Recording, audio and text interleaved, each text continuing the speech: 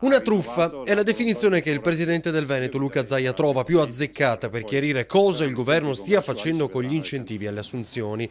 Al Veneto costerebbe 50 milioni di euro che gli imprenditori dovrebbero restituire a Roma dopo aver dato un lavoro a 56.000 persone tra il 2011 e il 2012. A qualche settimana dall'esplosione della polemica si alza l'asticella della rabbia per artigiani, commercianti e piccoli imprenditori della Marca, difesi dal presidente in una nota infuocata all'indirizzo di Roma. Quale fiducia possono riporre i cittadini, le famiglie e le aziende in uno Stato che non si accontenta di depredarli con tasse e balzelli, si chiede il governatore, ma addirittura li beffa chiedendo indietro i soldi che aveva dato loro per rilanciare l'occupazione. Adesso ci viene tolto un diritto acquisito con una lettera circolare del direttore dell'INPS che dice avanti con questa tipologia e una lettera subito dopo che smentisce quello che ha scritto prima. Cioè veramente siamo in un paese dove non c'è neanche la conoscenza di quello che si scrive. Così Pozza solo pochi giorni fa, ma dalla vicenda intricata quanto assurda, appunto una beffa in tempo di crisi, tuttora non v'è certezza.